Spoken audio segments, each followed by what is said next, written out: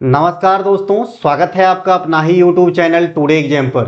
दोस्तों, जैसा कि हम लोग एसएससी के विभिन्न एग्जाम हेतु जो लेटेस्ट 35 सीरीज वॉच कर रहे हैं, आज हम 35 सीरीज में क्लास नंबर 16 को देखने वाले हैं। इससे पहले मैंने आपको 15 क्लास प्रोवाइड करा दिया है। साथ ही साथ जो भी बच्चे इस सीरीज की पीडीएफ खरीदे हैं उनको पीडीएफ भी दे दी गई है। आशा करते हैं कि आप वीडियो देखने के बाद पीडीएफ से रिवीजन कर रहे होंगे, क्योंकि पढ़ाई का यही बेस्ट तरीका है। जो भी कुछ आप समझते हो, सीखते हो, उसे जो है याद करने के लिए रिवीजन बहुत ज़रूरी होती है। चलिए शुरू करते हैं आज का ये क्लास। हमारा कोई सा भी कंटेंट चाहिए तो डिस्क्रिप्शन में दिए गए लिंक पे आप क्लिक करेंगे, आपका मोबाइल आपको व्हाट्सएप पे ले जाएगा। मोबाइल या जो भी आपके सिस्टम है ना, व्हाट्सएप पे ले जाएगा और वहाँ से जो है आप बात करके कंटेंट को बाय कर लेंगे। और ये एक छोटी सी बाय आपके लिए सफलता का सूत्र साबित होगा, इस बात की पूरी गारंटी है। ठीक है मेरे भाई। या फिर आप डायरेक्ट इस मोबाइल नंबर पर 93 72 69 32 25 पे व्हाट्सएप मैसेज करके कंटेंट को बाय कर सकते हैं। कंटेंट अवेलेबिलिटी की बात करें तो आपके एसएससी के छोटे से छोटे अर्थात एमटीएस का एग्जाम और बड़े से बड़े सीजीएल के मेंस का एग्जाम है ना। फिर आपका एसएससी के विभिन्न कंटेंट तो हो ही गए, रेलवे के विभिन्न कंटेंट और एसआई पुलिस का भी कंटेंट जो है आपको सुझाया जाता है, जिससे पढ़ के आप एसआई पुलिस भी निकाल सकते हैं। चलिए शुरू करते हैं बिना टाइम लिए। हमारा कुछ प्रोडक्ट का इमेज आप नीचे देख पा रहे होंगे। ये जो पहला इमेज आप देख रहे हैं पैरासीटामोल मार्क बूस्टर, ये पैरासीटामोल 2 आया है ना। तो ये आपके मार्क इन्हेंस करने के लिए, ये रेलवे ग्रुप डी के लिए जिसमें साइंस ज़्यादा पढ़ाया गया है, आप परीक्षा दर्पण ले सकते हैं। रेलवे का एक और सीरीज है। और ये है टॉपर्स चॉइस, जो न्यू वेंडर आपके जो एडुकेटी है उनके आधार पे इनमें ज़्यादातर क्वेश्चन आंसर कराए गए हैं कथन के रूप में। तो आपको जैसा रिक्वायरमेंट है ले सकते हैं। कहाँ से मिलेगा हमने पहले ही बात कर लिया है। तो आइए पहले प्रश्नों को देखते हैं, है ना। Which of the following is not a centre of low pressure. निम्नलिखित में से कौन सा एक निम्न दाब का केंद्र नहीं होता है। निम्न दाब का केंद्र नहीं होता है। वीवीआई कर लेंगे इसे, ठीक है। अच्छे अच्छे बच्चे नहीं बना पाते हैं, सिर्फ चक्रवात याद रख लिए हैं कि एक निम्न दाब का केंद्र होता है और उतना ही करके चले जाते हैं एग्जाम में, और वहाँ पे जो है फिर दाल नहीं गलती है, लेकिन आपको दाल गलाना है। इन आपके ऑप्शन में 4 गो चीज़ दिया गया है। ला नीनो दिया गया है, ला नीनो पढ़ते हैं इसे, ला नीना लिखा है, ठीक है, ऐसे ही लिखा जाता है। साइक्लोन है, वेस्टर्न डिस्टरबेंस है और स्टॉर्म्स है। देखिए इसका राइट आंसर ला नीना है। ला नीना में क्या हो जाती है, दाब कम होने के बजाय दाब उच्च हो जाती है, अर्थात दाब बढ़ जाती है ना। ला नीनो के चलते मौसम में क्या प्रभाव आती है, तो मौसम अधिक सर्द हो जाती है या ठंड हो जाती है। ये जो आपके 2025 ईयर है, इनमें भी ला नीना आने की प्रबल संभावना है ना। और ला नीना आने से इसके असर विश्वव्यापी यानी ग्लोबली देखा जाता है, तो इंडिया में भी काफ़ी ठंड रहने की आसार रहेगी 2025 के साल में। अन्य वर्षों के तुलना में ज़्यादा ठंडा लगेगा यहाँ पे, ठीक है मेरे भाई। अब बात आती है ये लानीनो कहाँ से उत्पन्न होती है, तो लानीनो आपके पैसिफिक ओशियन का उपज है और यहीं से अल नीनो भी निकलती है। अल नीनो और लानीनो में क्या डिफरेंस है, अल नीनो जल राशि को अत्यधिक गर्म कर देती है, जबकि लानीनो जल राशि को अत्यधिक ठंडा कर देती है। ये तो हो गया भैया एक ऑप्शन, जो आंसर है उनके माए बाप मैंने बताया है। यही हमारा तरीका है, जिसको पकड़ूंगा नस्तो नाबूद कर दूंगा, चाहे किसी भी एंगल से क्वेश्चन पूछे, छूटना नहीं चाहिए, ठीक है मेरे भाई। आइए अब देखते हैं इनसे संबंधित और भी फैक्ट। निम्न दाब का केंद्र क्या क्या हो सकता है, तो निम्न दाब का केंद्र आपके चक्रवात है ना, साइक्लोन्स है ना, स्टॉर्म्स, हरिकेन वगैरह भी, क्योंकि चक्रवात का ये अलग अलग जगह पे अलग अलग नाम हो जाता है भाई, है ना। साइक्लोन्स है ना, चक्रवात, स्टॉर्म्स, साइक्लोन, ये सब क्या है, निम्न दाब का केंद्र है। पश्चिमी विक्षोभ यानी वेस्टर्न डिस्टरबेंस भी जो है ये लो प्रेशर का जो है केंद्र होता है। अब ये वेस्टर्न डिस्टरबेंस से क्वेश्चन पूछा जाता है कि ये किस सागर या महासागर की उपज है, तो आप कहेंगे ये भूमध्य सागर का उपज है। ये किसका उपज है? ये भूमध्य सागर का उपज है। और ये जो वेस्टर्न डिस्टर्बेंस है इसका इंडिया में प्रभाव पड़ता है क्या? तो कहेंगे अब एकदम मतलब बहुत ज़्यादा प्रभाव तो नहीं, लेकिन कुछ पार्ट में प्रभाव पड़ता है। जैसे आपके जो है पश्चिम उत्तरी भाग, जो आपके पंजाब हरियाणा वाला भाग है, यहाँ पे आपको शीतकाल में वर्षा करवाती है यही पश्चिमी विक्षोभ, जिसकी उत्पत्ति कहाँ से होती है? भूमध्य सागर से। एक एक बात को गांठ बांधते चलेंगे। ये इमेज को ठीक से देख लीजिए। इस इमेज को अच्छे से समझ गए तो आप कम से कम 20 क्वेश्चन का आंसर समझ जाएंगे, याद करने की जरूरत नहीं पड़ेगी। सबसे पहले बता दूं कि कितने प्रकार के क्वेश्चन आपके एग्जाम में इस एकलौता एग्जाम से पूछे जा सकते, मतलब इमेज से पूछे जा सकते हैं। देखिए, पहला तो ये पूछे जाते हैं कि इक्वेटर किसे कहते हैं, या भूमध्य रेखा किसे कहते हैं, या विषुवत रेखा किसे कहते हैं। तो ये 0 डिग्री आपका आंसर हो जाएगा। फिर आपसे पूछे जाते हैं, है ना, कि भूमध्य रेखा के आसपास के क्षेत्र को क्या कहा जाता है। तो इसे डोले ड्रम कहा जाता है, या फिर इसे ही आप ITCZ जोन भी कहेंगे। ठीक है भाई, डोलो ड्रम कह लीजिए, निम्न दाब का क्षेत्र कह लीजिए, या फिर ITCZ जोन कह लीजिए। ये जो नीला कलर में दिख रहा है 5 डिग्री नॉर्थ और 5 डिग्री साउथ को ये नीला कलर से जो है रंगा गया है, जिसे ITCZ जोन कहते हैं, है ना, या फिर भूमध्य रेखीय क्षेत्र कहते हैं, या फिर डोले ड्रम भी कहते हैं, या फिर निम्न दाब वाली एरिया कहते हैं। ठीक है भाई, इतना चीज इसी को कहा जाता है। इसके अलावा दूसरी बात, है ना, जो इक्वेटर पे कितने देश स्थित है, ऐसे एक प्रश्न आपसे पूछे जा सकते हैं। इसके अलावा 4 गो देश का नाम दे देगा और आपसे पूछेगा इनमें से सबसे नजदीक कौन है इक्वेटर के संदर्भ में, या फिर यहीं से मन नहीं भरा तो और पूछेगा इन 4 देशों में से सबसे अधिक गर्मी कहाँ पड़ती होगी। तो इन सभी क्वेश्चन की जवाब ये इमेज है। पहले कुछ पॉइंट देख लेते हैं, पुनः इस इमेज पे आएंगे और आपको हम समझाने का काम करेंगे। ठीक है मेरे भाई, जरूरत है आपकी डेडिकेशन की। आप मुझे अपना 100 घंटा दीजिए, मैं आपको जो है एग्जाम में रिजल्ट मतलब लाकर दिखाऊंगा। लाओगे तो आप ही, मैं मदद करूंगा।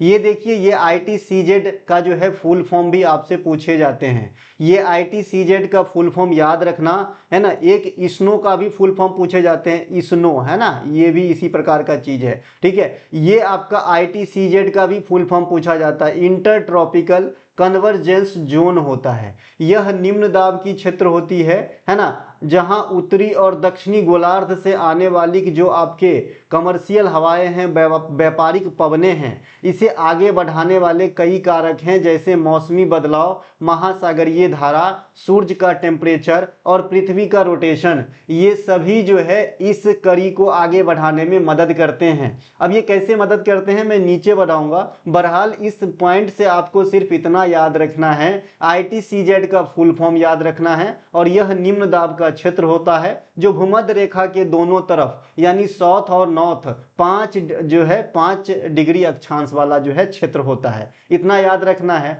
ना। अब आइए इसमें सौर ताप जो है ITCZ वाले पट्टी को कैसे मदद करता है। देखिए, जो सौर तापन है कैसे निम्न दाब का केंद्र बनाने में मदद करता है, मैंने यहाँ पे इस भाषा में, सरल भाषा में लिख दिया है ना। भूमध्य रेखीय क्षेत्र में पूरी पृथ्वी पर सबसे ज्यादा सौर विकिरण होता है, क्योंकि यहाँ पे सूर्य 2 बार लंबवत चमकते हैं। ठीक है, कितनी बार? 2 बार लंबवत चमकते हैं, अन्य जगह पर 1 बार, लेकिन इक्वेटर पे 2 बार। ठीक है मेरे भाई, तो यहाँ पे क्या होता है कि सौर विकिरण सबसे ज्यादा होता है, और सौर विकिरण ज्यादा होने से यहाँ की टेम्परेचर ज्यादा हो जाती होगी। टेम्परेचर ज्यादा होने से यानी अत्यधिक तापन के कारण हवा क्या होता है, ऊपर उठने लगती है, जिससे कम दबाव वाला क्षेत्र यहाँ बन जाता है, जो व्यापारिक पवनों को भूमध्य रेखीय क्षेत्र की ओर खींचता है। ठीक है भाई, अब जगह खाली होगा। यहां से देखिए, ये आपका क्षेत्र है भूमध्य रेखीय क्षेत्र, है ना। यहाँ की टेम्परेचर बहुत ज्यादा हाई है, क्योंकि यहाँ पे सूर्य 2 बार लंबवत चमकती है, तो यहाँ की जो हवा है ये ऊपर उठने लगती है, बाद में ये वर्षा का कारण भी बनती है ना। तो इस खाली जगह को, यानी इसको उठने से जो खाली जगह हुआ और जो व्यापारिक पवन दोनों तरफ से जो चल रही है, इसको ये खींचने का काम करती है अपने तरफ। यही चीज यहाँ पे लिखा गया है। ठीक है, अब पृथ्वी के घूर्णन के कारण कैरियोलिस बल प्रभाव उत्पन्न होता है। एक क्वेश्चन यहां से भी पूछा जाता है ना, कि भाई कैरियोलिस बल की जो है उत्पत्ति कैसे होती है, तो अर्थ के रोटेशन के कारण होती है। परिणाम स्वरूप व्यापारिक हवाओं की दिशा बदल जाती है ना। व्यापारिक हवा के दिशा बदलने में भी कोरियोलिस बल का जो है अहम योगदान है, ये भी ध्यान रख लेना, ठीक है ना। और व्यापारिक हवाएं भूमध्य रेखीय क्षेत्र में मिल जाती है। अभी मैंने यही चीज बताया, जो खाली जगह पे व्यापारिक हवा को भूमध्य रेखा की तरफ आ रहा था ना, तो इसमें ये भी कारण बनता है पृथ्वी का घूर्णन, ठीक है मेरे भाई। तो ये सब पॉइंट जान गए। अब इस इमेज के तरफ आ जाते हैं थोड़ा सा, है ना। तो इसमें कितने प्रकार की क्वेश्चन बनते हैं ये तो मैंने आपको बता ही दिया है ना। ये दोनों जो है, एक और यहाँ पे जो ये नीला कलर का क्षेत्र देख रहा है, ये अपवाद के स्वरूप काम करेगा। यहाँ पे ये देखिए, ये जो नीला वाला एरिया आप देख रहे हैं, इसे अधो ध्रुवीय निम्न दाब का क्षेत्र कहा जाता है। अब आप कहेंगे कि भूमध्य रेखा के आसपास तो टेम्परेचर ज्यादा था, तो निम्न दाब का केंद्र समझ में आता है कि भाई हवा जो है ऊपर उठ गया और निम्न दाब लो प्रेशर क्रिएट कर दिया। लेकिन ये तो बहुत दूर है भाई आपके इक्वेटर से, ये तो बहुत दूर है भाई। तो यहाँ पे निम्न दाब कैसे होता है भाई? यहाँ भी निम्न दाब लिखा है ना, तो यहाँ पे निम्न दाब कैसे होता है? ये बहुत ही अच्छा सवाल है और अपवाद स्वरूप सवाल है, ठीक है मेरे भाई। तो ये निम्न दाब जो है पृथ्वी के रोटेशन और अपकेंद्रीय बल के कारण होते हैं। इसे अलग से हमने लिखा भी है और आपको भी लिख लेना चाहिए। यहाँ पे मैं नीचे जब जाऊंगा तो ये चीज मैंने लिख के रखा है। फिलहाल मैंने इमेज से आपको उस चीज को भी बता दिया है ना, कि भाई यहाँ पे जो है अपवाद जैसा आपको ना देखने में मिले। आपने सर कहा कि भाई टेम्परेचर हाई होती है तो हवा ऊपर उड़ जाती है, जिससे लो प्रेशर क्रिएट होता है। तो ये तो भाई आपके जो है इक्वेटर से बहुत दूर है, तो यहाँ पे कैसे निम्न दाब हुआ? तो इसका मैंने ऑथेंटिक कारण दिया कि भाई इसमें जो है ना, अर्थ का रोटेशन और जो आपका अपकेंद्रीय बल कार्य करता है। यहाँ पे टेम्परेचर ज्यादा कार्य नहीं करता है, ठीक है। अब हम यहाँ पे आते हैं। नोट, ITCZ जोन को ही भूमध्य रेखीय अभिसरण क्षेत्र या डोले ड्रम भी कहा जाता है। जैसा कि मैंने अभी आपसे बात किया था कि भाई इसे जो है भूमध्य रेखीय अभिसरण क्षेत्र या भूमध्य रेखा के पास निम्न दाब का क्षेत्र या डोले ड्रम या फिर ITCZ जोन, कुछ भी कह लीजिए, कोई भी दिक्कत नहीं है। हालांकि ये अलग अलग नाम अलग अलग कारणों से दिया गया है, ठीक है भाई। एक नोट करके नीचे और लिखा है, सब पोलर लो प्रेशर बेल्ट। अभी जो मैंने आपको इमेज में दिखाया था, है ना, उसी को अंग्रेजी में बोलते हैं सब पोलर लो प्रेशर बेल्ट, उपध्रुवीय निम्न वायु दाब पेटी, है ना। ये निम्न दाब का कारण तापमान नहीं होकर पृथ्वी का घूर्णन, अर्थ रोटेशन और अपकेंद्रीय बल सेंट्रीफ्यूगल फोर्स होती है, ठीक है। एक सेंट्रीफ्यूगल फोर्स भी होता है केंद्रीय बल, यहाँ पे वो कार्य नहीं करता है, यहाँ पे अपकेंद्रीय बल कार्य कर रहा है। एक नोट करके और यहाँ पे लिखा हुआ है, ठीक है। जहां नोट है वहां विशेष ध्यान देने की जरूरत है, वो आपको एग्जाम में क्वेश्चन का आंसर गलत टिक करने से बचाएगा, ठीक है भाई। अब यहाँ पे एक नोट करके मैंने लिखा है कि बंद पात्र में तापमान में वृद्धि होने के साथ इसका दाब भी बढ़ जाता है। बंद पात्र में तापमान में वृद्धि होने के साथ दाब बढ़ जाता है। जैसे अभी आपने ये चीज मुझे लिखने की क्यों जरूरत पड़ा? फुल्ली समझ देने के लिए। जैसे मैंने कहा कि भाई भूमध्य रेखा के आसपास जो है टेम्परेचर ज्यादा है और निम्न दाब का केंद्र बन रहा है, हवा ऊपर उठ जा रहा है, तब आपके मन में आएंगे ना कि हमेशा अगर टेम्परेचर ज्यादा हो तो दाब निम्न हो जाएगा। ऐसा हर वक्त नहीं होता है। क्यों? बंद पात्र में जो गैस के अणु होते हैं उनके बीच जो आपके कैनेटिक एनर्जी होते हैं, गतिज ऊर्जा होती है, वो बढ़ जाती है। और आपको पता ही है कि किसी बंद पात्र के दीवार पे गैस की अणु जितनी ज्यादा टक्कर लगाती है जोर से, उतना ज्यादा दबाव उत्पन्न होती है। तो इसीलिए बंद पात्र में गैस के अणुओं की गतिज ऊर्जा बढ़ जाती है टेम्परेचर में वृद्धि होने से, इसीलिए दबाव भी बढ़ जाता है। तो उस बात की खंडन इस नोट से हो रहा है कि टेम्परेचर बढ़ने से दबाव घट जाती है। समझ में आया कि नहीं? अब यहां पे एक पॉइंट और है। कोरियोलिस बल एक आभासी बल है। इसकी उत्पत्ति कैसे होती है मैंने अभी कहा, इसका कारण है अर्थ का रोटेशन, यहाँ पे लिखा हुआ है। कोरिलियस बल के कारण उत्तरी गोलार्ध में, है ना, यानी नॉर्थ साइड में जो वायु की गति होती है वो, है ना, वो दाएं यानी दक्षिणावर्त क्लॉकवाइज घूमता है, और दक्षिणी गोलार्ध में यानी साउथ भाग में जो वायु की गति होती है वो आपका एंटी क्लॉकवाइज बाईं ओर चलती है। तो ये दोनों बात ध्यान रखना, आपसे पूछा जाता है कोरिलियस बल के कारण उत्तरी गोलार्ध में पवनें कैसे चलती है, तो आप कहेंगे क्लॉकवाइज, और दक्षिणी गोलार्ध में कैसे चलती है तो एंटी क्लॉकवाइज। इसी बात का खंडन ये नीचे वाला पॉइंट कर रहा है। हर बात पे हर जगह पत्थर रखा है, संभल के चलने की जरूरत है, नहीं तो गिरोगे मुंह फूट जाएगा। देखिए चक्रवात उत्तरी गोलार्ध में घड़ी की सुई की विपरीत दिशा चलती है, क्योंकि अभी मैंने कहा कि भाई चक्रवात क्या होता है, निम्न दाब का केंद्र होता है ना, और निम्न दाब के क्षेत्र में क्या होती है, कोरिलियस बल के कारण ही, है ना, जो आपका उत्तरी गोलार्ध में घड़ी की सुई की विपरीत दिशा में तथा दक्षिणी गोलार्ध में घड़ी की सुई की दिशा में घूर्णन करती है। ऊपर वाले पॉइंट और नीचे वाले पॉइंट में आप क्या पाते हो कि भाई ऊपर वाले पॉइंट में उत्तरी गोलार्ध में दाएं चल रहा था और दक्षिणी गोलार्ध में बाईं चल रहा था कोरिलियस बल के कारण। लेकिन चक्रवात जो है, चक्रवात वाली एरिया में उत्तरी गोलार्ध में घड़ी की सुई की दिशा के विपरीत दिशा यानी एंटी क्लॉकवाइज, और दक्षिणी गोलार्ध में क्लॉकवाइज चलती है। इतनी सारी बात आपको याद रख लेना, जिनको कंटेंट नहीं लेना है ना, कोई जोर जबरदस्ती नहीं मेरे भाई, तो लिख लेना जो बात आपके लिए नहीं हो, ठीक है, क्योंकि कंटेंट का जो है ये फी थोड़ी है, ये तो एक सहयोग राशि के जैसा। एक नोटबुक भी खरीदोगे तो 70 रुपये में कहाँ मिलने वाली, लेकिन ये 70 रुपये में मैं 35 क्लास की कंटेंट सजाया हुआ दूंगा, है ना। तो आप लोग जिनको नहीं लेना है वो जरूर लिख लें जो भी बात आपके लिए नया हो, ठीक है। आपसे पूछा जा सकता है चक्रवात में जो है वायु की दिशा उत्तरी गोलार्ध में कैसा होता है, तो आप क्लॉकवाइज कहना, और दक्षिणी गोलार्ध में एंटी क्लॉकवाइज कहना। लेकिन वैसे आम में पूछे कि भाई कोरिलियस बल के कारण हवा की गति उत्तरी गोलार्ध में कैसी होती है, तो आप बता देना दाएं, और दक्षिणी गोलार्ध में कैसी होती है तो बाएं। आई होप आपको समझ में एक एक बात आ गया है। इस वाले टॉपिक से कोई भी क्वेश्चन नहीं छूटनी चाहिए। नेक्स्ट क्वेश्चन है, which of the following statement is incorrect with reference to various scheme run by the government of India. Bharat सरकार के द्वारा चलाए गए विभिन्न योजनाओं के संदर्भ में निम्नलिखित में से कौन सा कथन जो है, स्टेटमेंट जो है रॉन्ग है। पहला स्टेटमेंट है प्रधानमंत्री कौशल विकास योजना 4.0 की शुरुआत बजट 2024 में किया गया था, ठीक है। दूसरा स्टेटमेंट है आपका, कथन है कि आत्मनिर्भर भारत योजना का संचालन PFRDA, इसका फुल फॉर्म भी याद रखना, पफरडा का, है ना, इसका फुल फॉर्म भी याद रखना, pension fund regulatory and development authority, ठीक है, के माध्यम से किया जाता है। जब सरकारी नौकरी लगेगी और आपका NPS अकाउंट बनेगा तब इस संस्था को आप विशेष रूप से जानेंगे, ठीक है भाई। फिलहाल इसका फुल फॉर्म याद रखिए।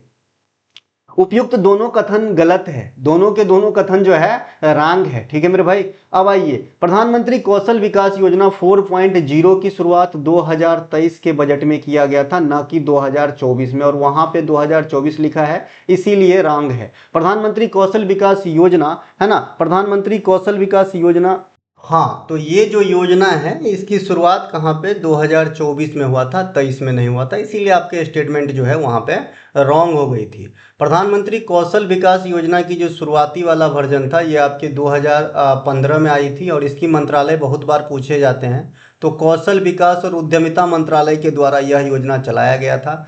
यह योजना नाम से ही आपको लग रहा है कौशल विकास, कौशल मतलब होता है स्किल, तो ये योजना जो है युवाओं को एक जो है छोटा अवधि की ट्रेनिंग मुहैया कराता है, जिससे उनको आगे रोजगार इत्यादि जो है आराम से मिल सके। इस योजना के तहत अब तक 1.6 करोड़ युवाओं को प्रशिक्षित किया जा चुका है 2025 के शुरुआती महीना तक, है ना, तो इसे भी ध्यान रखेंगे। आत्मनिर्भर भारत योजना, है ना, ये का संचालन कर्मचारी भविष्य निधि संगठन के माध्यम से किया जाता है, न कि PFRDA पफरडा के माध्यम से, जो आपके स्टेटमेंट में दिया गया था। तो जो आपका आत्मनिर्भर भारत रोजगार योजना है इसका संचालन कर्मचारी भविष्य निधि संगठन के द्वारा किया जाता है, EPFO का नाम सुने होंगे, है ना। इस योजना की शुरुआत अक्टूबर 2020 में किया गया था।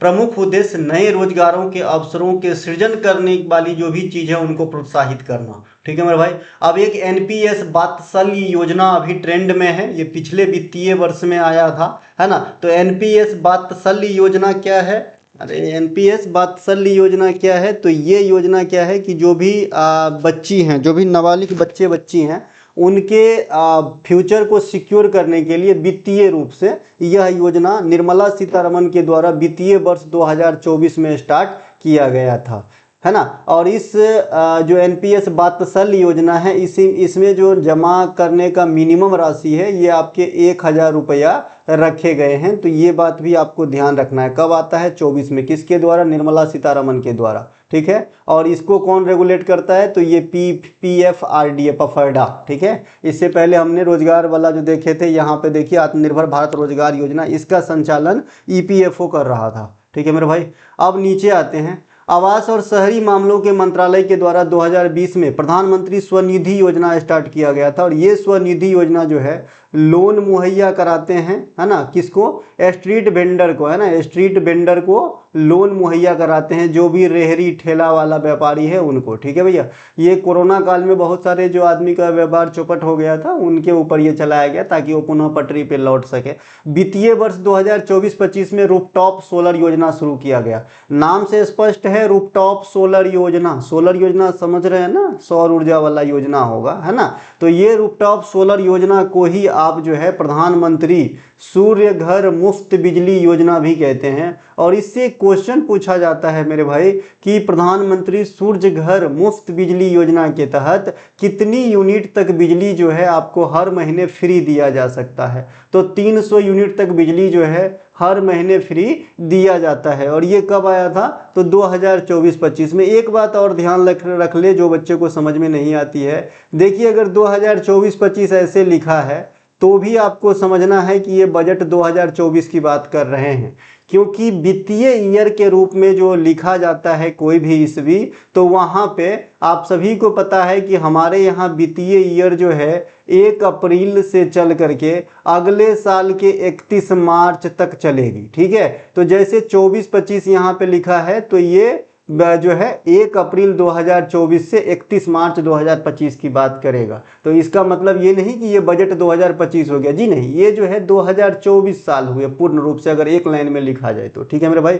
तो ये चीज भी आपको समझना जरूरी है ना। इसके अलावा वित्तीय वर्ष 2024-25 में ही प्रधानमंत्री मुद्रा योजना की जो अपर लिमिट थी, तरुण वाले जो आपके कोटा है, वहां पे पहले 10 लाख रुपया हुआ करता था मैक्सिमम जो है आपका। अब जो है इसको बढ़ा के कितना कर दिया गया है? तो अब इसको बढ़ा के जो है आपको कर दिया गया है कितना? 20 लाख रुपया। तो ये बात भी आपको ध्यान रखना है। कितना कर दिया गया है? 20 लाख रुपया कर दिया गया है, ठीक है। इसके अलावा प्रधानमंत्री ग्राम सड़क योजना का चौथा चरण भी हाल फिलहाल में शुरू मतलब चलाया जा रहा है। प्रधानमंत्री ग्राम सड़क योजना, इसके कईमा चरण चल रहे हैं? तो चौथा चरण चल रहे हैं, चौथा। तो इसे ध्यान रख लेंगे, ये चौथा चरण चल रहे हैं। और इसकी शुरुआत वर्ष 2024 अर्थात वित्तीय वर्ष 24-25 आप लिख सकते हैं, यहाँ पे लिखा भी है।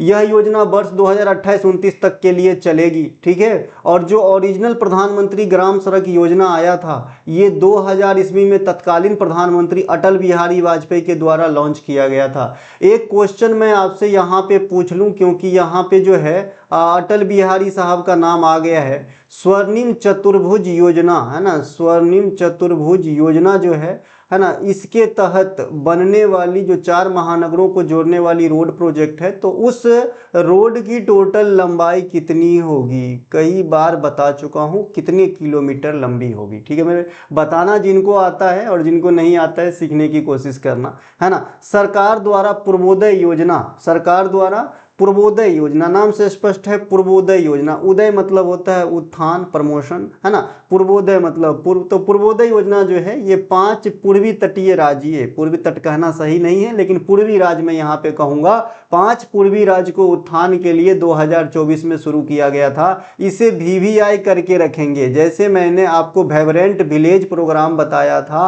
है ना, कि भाई उनमें कौन कौन से राज्य जो है ऐड हैं, उसी प्रकार से यहाँ पे आपको जो है ये 5 राज्य को याद रखना है। बिहार, झारखंड, पश्चिम बंगाल, उड़ीसा तथा आंध्र प्रदेश, यानी इस साइड के जो भी राज्य है यहाँ से यहाँ तक, इनको जो है इस योजना में शामिल किया गया है, पूर्वोदय योजना में। इसके अलावा थोड़ा सा और अंदर जाएंगे, क्योंकि बिहार की मिलीजुली सरकार है तो बिहार भी शामिल है और झारखंड भी शामिल है, ठीक है मेरे भाई। अब नेक्स्ट है हमारा है ना। Which award was conferred on Kalamandalam Bipin Shankar by the संगीत नाटक अकेडमी इन द ईयर 2023। संगीत नाटक अकादमी के द्वारा 2023 में कलामंडलम बिपिन शंकर को कौन सा अवार्ड से सम्मानित किया गया था? इसका राइट आंसर है बिस्मिल्लाह खां युवा पुरस्कार। आप सभी को पता है कि जो संगीत नाटक अकेदमी है ये कई प्रकार के अवार्ड देते हैं, है ना। संगीत नाटक अमृत अवार्ड भी देते हैं, हालांकि ये रेगुलर नहीं है। इसके अलावा बिस्मिल्लाह खां युवा पुरस्कार देते हैं। संगीत नाटक एकेडमी अवार्ड देते हैं, रेगुलर कैडर वाला, है ना, एक रेगुलर श्रेणी वाला है। संगीत नाटक फेलोशिप अवार्ड देते हैं। रेगुलर में और फेलोशिप में क्या डिफरेंस है? तो जो रेगुलर है इसमें नगद राशि आपको 1 लाख रुपया दिया जाएगा। अगर आपको फेलोशिप अवार्ड मिल रहा है तो नगद राशि आपको 3 लाख रुपया दिया जाएगा। 3 लाख हो गया ना जी, नहीं तो 30 लाख हो जाएगा। इसके अलावा जो ये बिस्मिल्लाह खां युवा पुरस्कार है इसके तहत आपको 25,000 रुपये की कैश रकम दी जाती है। तो ये बात भी ध्यान रखना, ये 3 प्रकार के अवार्ड जो है डिस्ट्रीब्यूट करते हैं कौन? संगीत नाटक अकादमी, देश में जो है नृत्य संगीत के क्षेत्र में, ठीक है। अब कलामंडलम बिपिन शंकर, सबसे पहले तो ये किससे जुड़ा हुआ कैरेक्टर है? आप सभी को पता है कि शंकर नाम से इंड होने वाले बहुत कैरेक्टर हैं जिन्होंने आर्ट एंड कल्चर में जो है काफ़ी महारत हासिल किए हैं। मैं यहाँ पे 1-2 का नाम लेना चाहूँगा और अगर आप मुझसे पढ़ते हैं तो आपके जहन में भी आ गया होगा 2-4 नाम। एक तो सबसे पहले पंडित रविशंकर साहब, है ना। पंडित रविशंकर ये अपने आप में बड़ा हस्ती, 1999 में भारत रत्न से सम्मानित और पहले ग्रैमी अवार्ड के विजेता इंडिया के लिए 1968 में, है ना। इसके अलावा इन्हीं की पुत्री अनुष्का शंकर, है ना, अनुष्का शंकर, है ना। किसी के नाम में व्याकरण मिस्टेक हो सकता है मेरे से, कोई बड़ी बात नहीं है। अनुष्का शंकर सितार बजाती है और पंडित रविशंकर भी सितार के ही जो है प्रमुख उस्ताद थे, ठीक है। इनके अलावा उदय शंकर जो है आधुनिक नृत्य के जनक माने जाते हैं इंडिया में और इनकी जो शैली है फ्यूजन शैली है। कौन है नृत्य की शैली? फ्यूजन शैली है, ठीक है। तो ये जो है आपका उदय शंकर, रविशंकर, अनुष्का शंकर, यहाँ पे आपके आगे बिपिन शंकर, ठीक है। यहाँ पे क्या आ गए भैया? बिपिन शंकर। ये जो बिपिन शंकर हैं ये जो है कथकली के प्रमुख नर्तक है। कथकली नृत्य है जो केरला का प्रमुख शास्त्रीय नृत्य है। तो इनके जो हैं इन्होंने कलाकार है, कथकली के कलाकार हैं और इन्हें 2023 में संगीत नाटक अकादमी के द्वारा बिस्मिल्लाह खां युवा पुरस्कार से सम्मानित किया गया है। वर्ष 2023 के लिए नृत्य के क्षेत्र में बिस्मिल्लाह खां युवा पुरस्कार से 10 नर्तक नर्तकी को सम्मानित किया गया है, जिनका ब्यौरा मैं इस प्रकार से नीचे आपको दे रहा हूं। ये जो 10 कलाकार के नाम आप नीचे वाले स्लाइड में देख रहे हैं, इन सभी को जो है आपको संगीत नाटक बिस्मिल्लाह खां अवार्ड से वर्ष 2023 के लिए सम्मानित किया गया है। अपूर्वा जयरमन भरतनाट्यम से संबंधित है। इसमें जो कलाकार है मेरे दोस्त उनका भी नाम याद रखना। जो आप कहीं बड़े बड़े प्लेटफॉर्म पे एक आध नाम सुन लेते हो और आपको लगता है अरे गुरुजी सारा रसगुल्ला तो यही बांट रहे हैं, यही तो एग्जाम में आएगी, वो कहीं से और नहीं आते हैं, वो संगीत नाटक अकादमी के द्वारा दिए गए प्राइज में से ही नाम उठाते हैं, ठीक है ना। तो यही सब आता है एग्जाम के अंदर। आप सोचते हो ना कि भाई ये नाम तो लुसेंट में था ही नहीं, ये तो मैंने कभी सुना ही नहीं, तो सुनोगे कैसे? अप टू डेट रहोगे तब ना सुनोगे महाराज। तो ये देखिए, अपूर्वा जयरमन भरतनाट्यम, मेघरंजनी मेधी कथक से संबंधित है, कलामंडलम बिपिन शंकर कथकली से संबंधित है, पुखरावम रीपा देवी मणिपुरी से संबंधित है, मुरल्ला सुरेंद्रनाथ कुचिपुड़ी से संबंधित है, देवाशीष पटनायक रहेगा तो आप समझ रहे हैं कि ओडिसी में हो जाएगा, बोरबयान सैकिया रहेगा तो सत्रिया में हो जाता है, मुकुंद सैकिया बोरबयान, देखिए सत्रिया यहाँ पे मिल रहा है, इस बात की पुष्टि भी हो रही है, विद्या प्रदीप मोहिनीअट्टम, है ना, सुनीता महतो छौ, वेंकटेश्वरम कुप्पुस्वामी नृत्य भरतनाट्यम संगीत के लिए। ये एक्चुअली नर्तकी नहीं है, ये कोई डांसर नहीं है। वेंकटेश्वरम कुप्पुस्वामी ये महिला का नाम है और ये भरतनाट्यम में जो मतलब गान होती है, जो संगीत होती है, उनके क्षेत्र में उनको दिया गया है, न कि डांस करती है, ठीक है भाई। तो ये सब ध्यान रख लेना, है ना। नेक्स्ट है, संगीत नाटक अकादमी ने 2006 में 40 वर्ष तक की आयु के युवा कलाकारों के लिए भारत रत्न उस्ताद बिस्मिल्लाह खान के नाम पे उस्ताद बिस्मिल्लाह खान युवा पुरस्कार देने की जो है फैसला लिया था और तब से आज तक दिया जा रहा है। तो अगर आपसे पूछे कि उस्ताद बिस्मिल्लाह खान अवार्ड पाने के लिए मैक्सिमम उम्र कितनी होनी चाहिए, तो आप कहेंगे 40 वर्ष। अगर 41 वर्ष आपका हो जाता है तो आप कितने भी काबिल रहोगे तो ये अवार्ड आपको नहीं मिलेगा। वर्ष 1952 में केंद्रीय संगीत नाटक अकादमी प्रति वर्ष अकादमी रत्न या फेलोशिप, संगीत नाटक अकादमी पुरस्कार और उस्ताद बिस्मिल्लाह खान युवा पुरस्कार का वितरण करते आया है ना। इसके अलावा वर्तमान में जो संगीत नाटक अकादमी का अध्यक्ष हैं ये कौन है, तो डॉक्टर संध्या पुरेचा हैं, इन्हें ध्यान रखेंगे, है ना भैया। इसके अलावा उस्ताद बिस्मिल्लाह खां के बारे में बताना बहुत जरूरी है। बहुत बड़े कैरेक्टर, बहुत बड़े हस्ती आर्ट एंड कला के सेक्टर में और भारतीय विरासत के इतिहास में, ठीक है भाई। तो ये जो उस्ताद बिस्मिल्लाह खान साहब हैं शहनाई के प्रतिपादक थे, ठीक है, और उन्हें भारत सरकार के द्वारा 4 शीर्ष पुरस्कार प्राप्त हुआ है। 4 शीर्ष पुरस्कार कहने का मतलब होता है सबसे बड़ा इंडिया में, है ना, भारत रत्न, उसके बाद में होता है पद्म विभूषण, 2 बार बीवी भी लिख देता हूँ, और फिर होता है आपका पद्म भूषण, और फिर होता है आपका पद्मश्री। ये वरीयता क्रम है इंडिया में प्राइज का। तो ये चारों प्राइज इन्हें मिले हैं। भारत रत्न जो है 2001 में मिला है, ठीक है, पद्म विभूषण 1980 में मिला है, पद्म भूषण 1968 में मिला है, और पद्मश्री 1961 में मिला है। तो ये बिस्मिल्लाह खान साहब की चारों प्राइज की जो ईस्वी है ये भी आपको याद रखना है। साथ ही ये याद रखना है कि इनको चारों शीर्ष पुरस्कार मिले हैं। बिस्मिल्लाह खान जो है गणतंत्र दिवस जो पहला वाला मनाया गया था 1950 में, जब देश में संविधान लागू हुई थी, तो शहनाई वादन का कार्य दिल्ली में इन्होंने ही किया था। बिस्मिल्लाह खान साहब जो है कौन से घराने से हो जाएंगे, तो इन्हें जो है बनारस घराने में रख सकते हैं आप,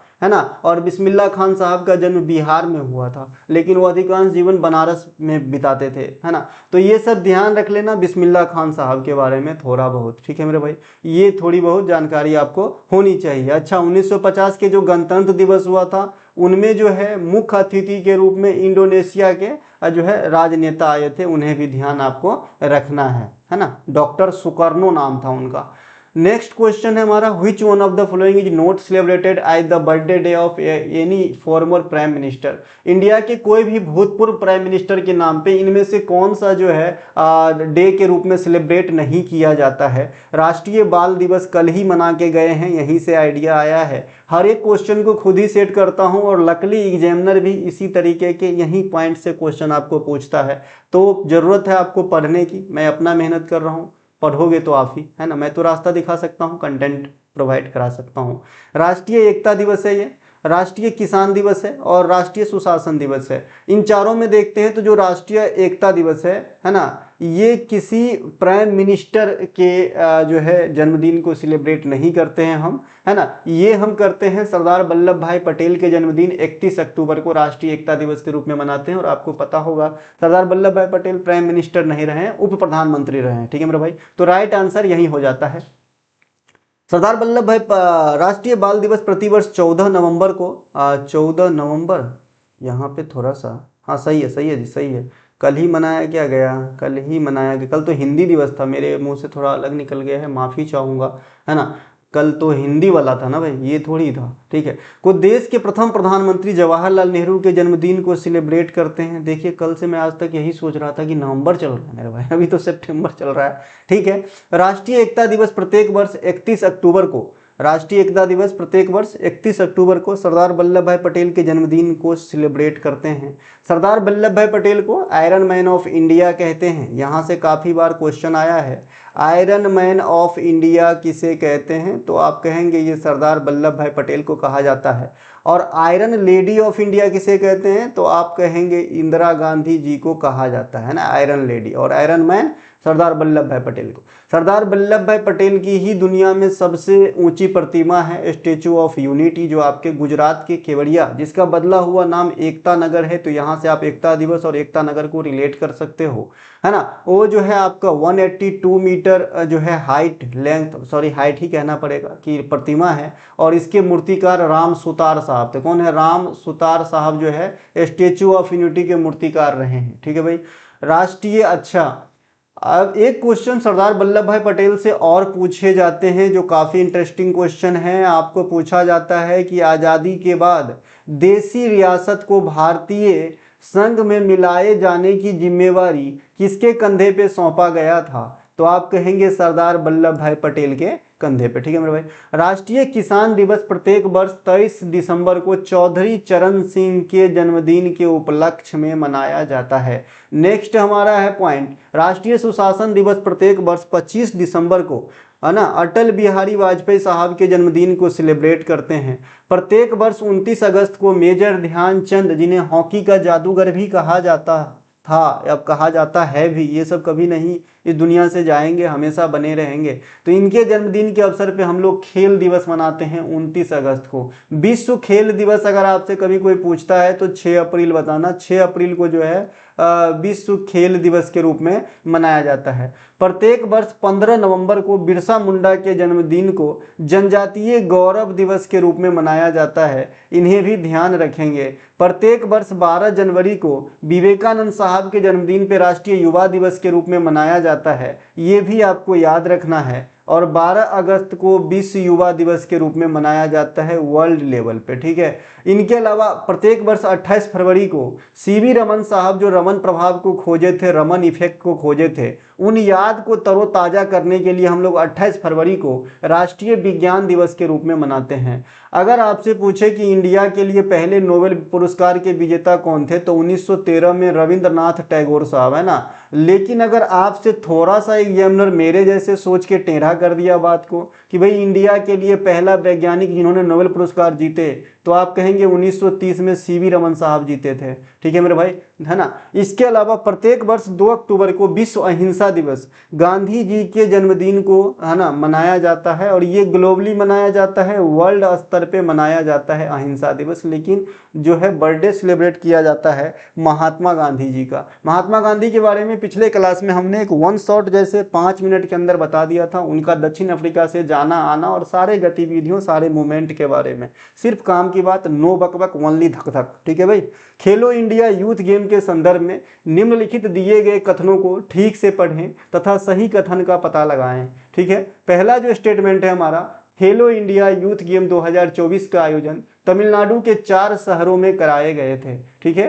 खेलो इंडिया यूथ गेम 2024 का आयोजन तमिलनाडु के 4 शहरों में कराए गए थे, ये तो सही है, सही है भाई, ये तो सही है। दूसरा स्टेटमेंट है, खेलो इंडिया यूथ गेम का ट्रॉफी सबसे अधिक बार महाराष्ट्र राज्य ने जीता है, ये भी एकदम अटल सत्य है। महाराष्ट्र ने 7 में से 5 ट्रॉफी अपने नाम किया, वाह, है ना। तो ये दोनों के दोनों स्टेटमेंट अपने आप में राइट हो रहा है। खेलो इंडिया स्कूल गेम की शुरुआत 2018 दिल्ली से हुआ था। ठीक है।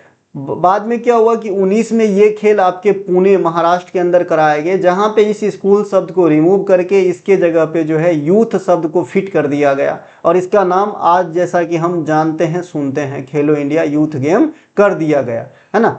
छठा खेलो इंडिया यूथ गेम 2024, यह खेल तमिलनाडु के 4 शहर चेन्नई, त्रिची, मदुरई और कोयम्बटूर में कराया गया था। ठीक है मेरे भाई। जाओ गुनगुन जाओ, आपको जाना है उधर तो जाओ, टाइम लगेगा थोड़ा। इस संस्करण में टोटल 26 खेल शामिल थे, है ना। जो आपके खेलो इंडिया यूथ गेम के 2024 वाले थे ना, तो उसमें जो है आपका 26 खेल शामिल था, ये बात भी ध्यान रखना। और शुभंकर था रानू बेलू नेचियार। ठीक है, मैं ये 24 वाले बात कर रहा हूँ और छठा संस्करण की बात कर रहा हूँ। 24 वाला छठा संस्करण, अभी क्योंकि ये 7वां संस्करण भी हो चुका है, 25 वाला भी हो चुका है, तो कंफ्यूजन नहीं चाहिए। यहाँ पे नोट करके लिखा है कि खेलो इंडिया यूथ गेम 2024 में स्क्वैश खेल को पहली बार जो है शामिल किया गया मेडल इवेंट में, और सिलबम्बम को प्रदर्शन खेल के तौर पे शामिल किया गया। ये जो सिलम्बम है, ये आपके तमिलनाडु के मार्शल आर्ट फॉर्म के जैसा एक खेल है ना। अगर आपसे पूछे कि भाई ये सिलम्बम में क्या चीज का प्रयोग किया जाता है, तो आप कहेंगे बांस के डंडा का प्रयोग किया जाता है। डंडा ठीक लिखा है ना, ठीक लिखा है, बांस के डंडा का प्रयोग किया जाता है। सर ऐसे इतना सब कुछ क्यों बता रहे हो? अरे इसलिए बता रहा हूं, जब तुमसे ये पूछा जाता है कि भाई बिहू त्योहार में किस पौधे के नीचे दीप जलाया जाता है, तो क्या ये नहीं पूछा जा सकता इन्होंने कोई गुनाह किया है? तो समझो ना, समझ के रखो ना। हाँ, खेलो इंडिया यूथ गेम का 7वां संस्करण 2025 में बिहार के 5 जिला, है ना। अब ये 2025 वाला देखेंगे हम, लेटेस्ट वाला खेलो इंडिया यूथ गेम के बारे की बात कर रहे हैं। ये बिहार के 5 जिला है, पटना, राजगीर, यहाँ पे भागलपुर गया भी होगा, यहाँ पे ये थोड़ा सा गया के जगह पे क्या लिखा गया है, ठीक है, नालंदा भी होगा, है ना। तो यहाँ पे थोड़ा सा मिसप्रिंट है ना।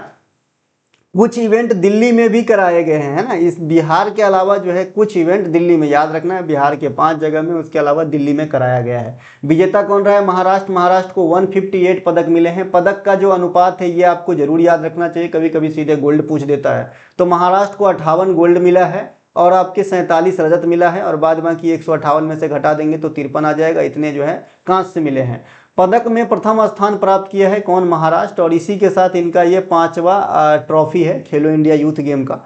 और जो मेजबान बिहार था, इनको 36 पदक प्राप्त हुए हैं, और 36 पदकों के साथ इन्होंने इस प्रतियोगिता में 15वीं स्थान हासिल किए हैं। 2024 में बिहार को कौन सा स्थान हासिल हुआ था? बताया था मैं इससे पहले, 21वां स्थान हासिल हुआ था गुरुदेव। ठीक है भाई, तो दोनों बात ध्यान रख लेना, क्योंकि बिहार में हुआ है तो बिहार का ही पूछ दे, है ना। इस प्रतियोगिता में सबसे सफल टीम महाराष्ट्र है, जिन्होंने अब तक 5 बार प्रथम स्थान पे जो है अपने आप को मेहनत के बल पे लाया है। मेहनत से सब कुछ हो जाएगा। निम्नलिखित दिए गए शासकों में से कौन सा एक कुषाण वंश के द्वितीय शासक हुए? देखिए, कुषाण वंश के जो है ना सभी शासकों का जो आपका क्रम है, ये आप कोई जो कहेगा कि ये अटल सत्य है, ये जो है 100% लेख नहीं है कहीं, है ना। लेकिन फिर भी जिसे एग्जामिनर सही माना है उसे हमें मानना पड़ेगा। तो जो कुषाण वंश के सेकेंड आपके शासक हुए इन चारों ऑप्शन के अंदर, ये है आपका सदसकन नाम है इसका। इसका एक और उपनाम है, लेकिन फिलहाल यहाँ पे सदसकन लिखा हूं, ठीक है। पहला जो ऑप्शन देख रहे हैं कुजुल कडफिसेस, इसे संस्थापक माना जाता है भारतीय कुषाण वंश का, क्योंकि कुषाण जो है ये भारत के जो है मूल निवासी नहीं थे, ये आपके मध्य एशिया चाइना वाइना से आए हैं, है ना भैया। और ये यहाँ भारत में आके जो है अपना प्रभुत्व जमाए, और ये बहुत सारे काम किए, बहुत कला के क्षेत्र में भी काम किए, बहुत सारी बात किए यहाँ पे, और बहुत सारे फायदा भी पहुंचाए इंडिया को, जैसे सिल्क मार्ग इत्यादि के माध्यम से। ठीक है भाई, तो ये यहाँ के मेन तो है नहीं, है ना। तो यहाँ पे संस्थापक कुजुला कफडिसेस को माना जाता है। भारतीय कुषाण कहना जरूरी है, क्योंकि ये पहले कहाँ थे, है ना। इस बात में भी 100% सत्यता नहीं है, फिर भी माना जाता है कि चाइना के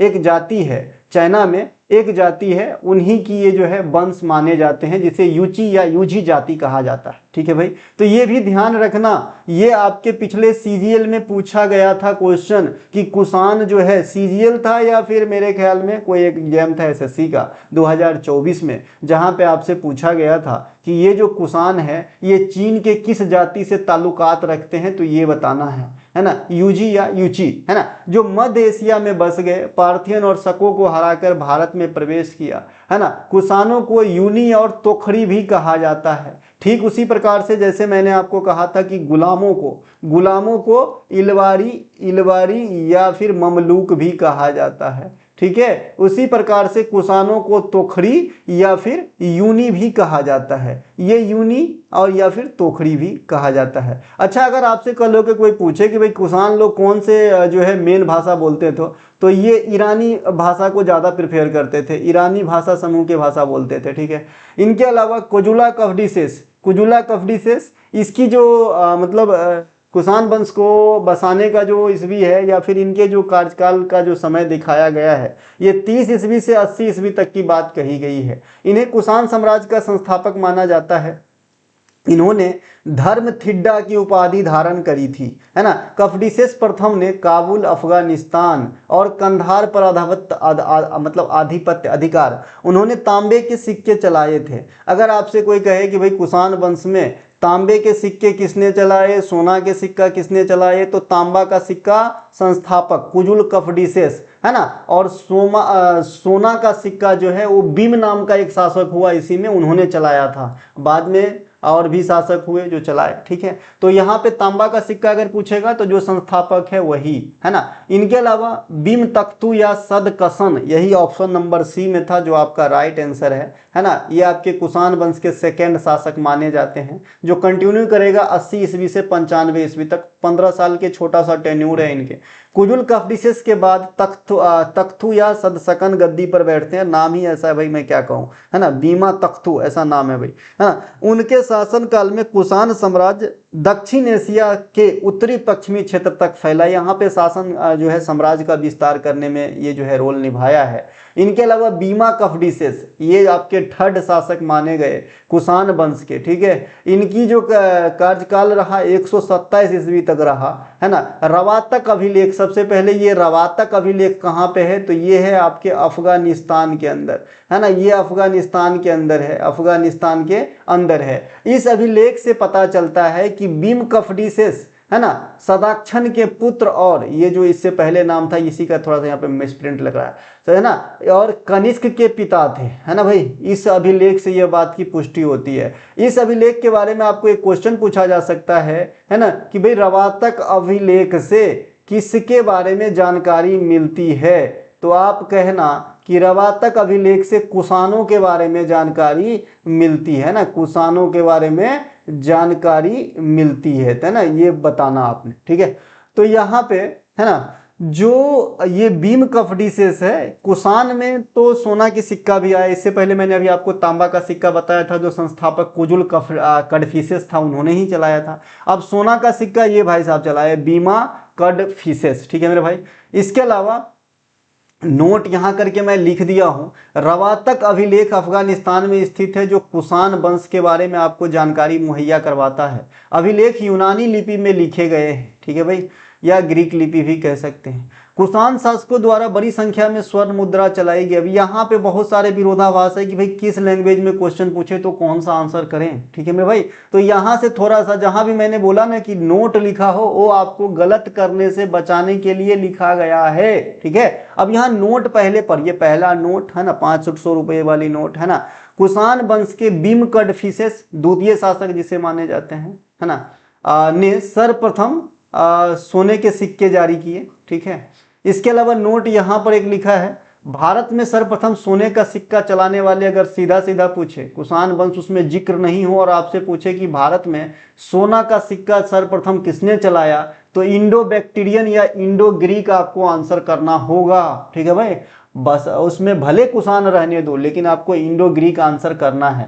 अब ये इंडो ग्रीक के तहत कौन से राजा करवाए, इसकी कोई, है ना, पुष्टि जो है 100% ऑथेंटिक चीज कहीं अवेलेबल नहीं है। इंडो ग्रीक में एक राजा मिनांडर हुए, जिसे आप कॉमन रूप से राजा मिलिंद के नाम से जानते हैं। और मिलिंद पन्नो एक किताब है जिसमें नाग दशक और राजा मिलिंद के बीच वार्तालाप है, वही मिलिंद है। कहा जाता है कि उनके काल में सोने के सिक्का जो है चलाए गए थे, तो संभवतः, लेकिन 100% सही नहीं, इसीलिए कभी क्वेश्चन पूछा ही नहीं, है ना। जब भी पूछा भारत में सर्वप्रथम सोने का सिक्का जो है चलाने वाले कौन थे, तो सीधा सीधा इंडो ग्रीक, इसमें जो है सभी आ जाते हैं जो भी इनके शासक रहे होंगे, ठीक है। और कुषाण वंश में सबसे पहले किसने चलाया, तो बीम कडफिसेस। सोना का सिक्का का बात हो रहा है, खाली सिक्का कहेगा तो आपने देखा ना, कुजुल कफडीसेस जो है तांबा का सिक्का चलाया था, भले मेटल अलग है लेकिन सिक्का तो है ना। तो बात घर पे समझ के जाओ, एग्जाम समझने का मौका नहीं देता है, ठीक है मेरे भाई।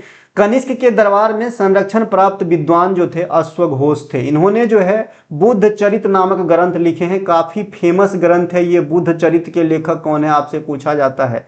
हर्ष चरित्र के लेखक कौन है, इसी प्रकार का एक किताब है हर्ष चरित्र, इनके लेखक कौन है, बाणभट्ट है। कौन है भाई, बाणभट्ट है। फिर आपसे पूछा जाता है हर्षवर्धन के दरबारी कवि कौन थे, तो यही बाणभट्ट है ना। नागानंद रत्नावली, नागानंद रत्नावली और प्रियदर्शिका, ये जो 3 गो बड़े ग्रंथ है, प्रियदर्शिका, ये सभी के सभी किताब जो है हर्षवर्धन खुद ही लिखे थे। तो ये बात भी आपको ध्यान रखना है। अब इनके जो कनिष्क के काल में, एक तो आपके अश्वघोष हो गए शिक्षित पर्सन, एक वसुमित्र हो गए, पार्श्व हो गए, नागार्जुन हो गए, चरक हो गए चिकित्सा वाला, है ना। तो ये सब इन्हीं के काल में हुए। इसी के काल में भारवी साहब ने ग्रंथ लिखे स्वपनवास दत्ता। आपसे पूछा भी गया था हाल फिलहाल स्वपनवास दत्ता के लेखक कौन है ना। स्वपनवास दत्ता के लेखक कौन है ना, भारवी। वत्स्यायन जो कामसूत्र लिखे हैं, ये भी इन्हीं के काल में लिखा गया है। तो कुछ लेख इन्हीं के काल में लिखा गया, इनके बारे में मैंने यहाँ बताया हूँ। कनिष्क ने जो है ना, कनिष्क है ना। कनिष्क जो है 78 ईस्वी में चतुर्थ बौद्ध संगति का आयोजन करवाए, कहाँ पे, कुंडलवन कश्मीर में। और इसी बौद्ध संगति के दौरान जो है बौद्ध धर्म दो शाखा में, महायान और हीनयान शाखा में बट गए। जो महायान शाखा था उनको फॉलो करते थे ये कनिष्क। यहाँ से भी क्वेश्चन पूछे गए हैं कि कनिष्क बौद्ध धर्म के कौन से शाखा से जुड़े रहे, तो आप कहेंगे महायान शाखा से जुड़े रहे थे। ठीक है मेरे भाई। इससे पहले 3 बौद्ध संगति होती है ना। जो है आपका राजगीर में होता है, दूसरा आपका वैशाली में होता है, पहला आपका राजगीर में होता है, दूसरा वैशाली में, और तीसरा पीपीटीए पाटलिपुत्र में होता है। ठीक है, पीपीटीए इसलिए क्योंकि पाटलिपुत्रा रेलवे स्टेशन का कोड है पीपीटीए, और इस संस्था से जुड़े होने के चलते इतना तो मैं आपको एडिशनल बात बता ही सकता हूँ। चलिए, इसके अलावा जो है आपका मैंने बता दिया 2 संप्रदाय, मतलब 2 भागों में डिवाइड हो गए बौद्ध, मतलब जो शाखा है। कनिष्क ने भारतीयों के लिए सिल्क मार्ग की खोज करा। ये बहुत ही जो है इंपॉर्टेंट पॉइंट है और कई दफ़ा आपके एग्जाम में पूछे जाते हैं। सिल्क मार्ग के खोज करने का श्रेय किसे दिया जाता है? देखिए, कनिष्क के काल में जो कुषाण वंश की राजधानी है वो 2 जगह था। एगो पुरुषपुर, जिसे आजकल हम लोग पेशावर कहते हैं, है ना, और एक मथुरा, जो मथुरा तो मथुरा है ये वृंदावन, है ना। तो ये आपके 2 राजधानी हुआ करते थे कनिष्क के काल में। देखिए, बात तो सत्य ये है कि आप कुषाण वंश को भी 2 भागों में बांट सकते हैं, एक कड़फिसेस काल और एक कनिष्क काल। ठीक है, कनिष्क काल को आधुनिक कुषाण जैसे आप मान लीजिए। ठीक है मेरे भाई।